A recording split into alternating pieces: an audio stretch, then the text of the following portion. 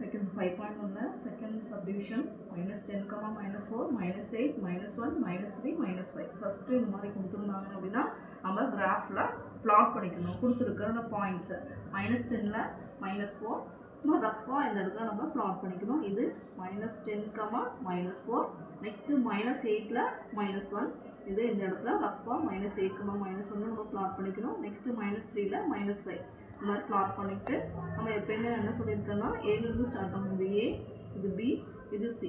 இப்போ எப்போயுமே வந்து ஆன்டி கிளாக் வைஸில் தான் இது ரொட்டேட் ஆகும். ஸோ ஏ டு சி, சியிலிருந்து பி, அகைன் பியிலிருந்து ஏ. இப்போ ட்ரையாங்கிள் ஃபார்ம் ஆகிடுச்சு.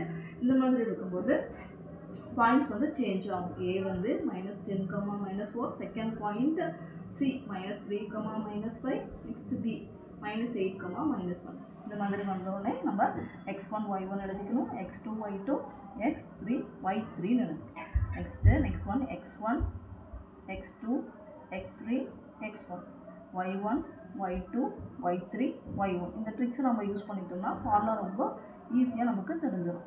Next area of triangle. Area of ட்ரையாங்கிளோட ஃபார்முலா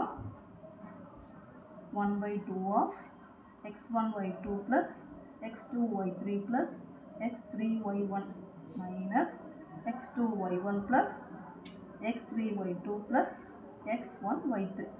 அவ்வளோ.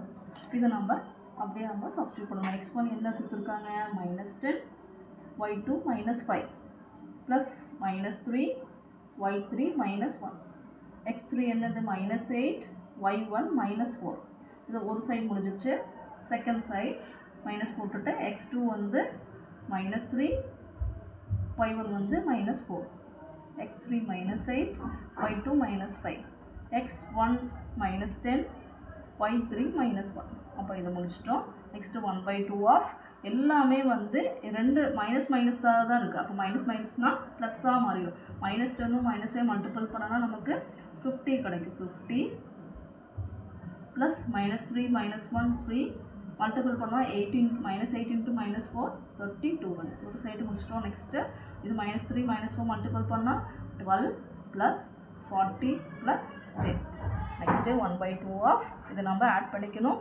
50 32 3 பண்ணோம்னா இது 5 85 நமக்கு கிடைச்சிரும். 85 மைனஸ் ஆஃப் நெக்ஸ்ட் இதை ஆட் பண்ணிங்க. இது 50 ப்ளஸ் 12 62.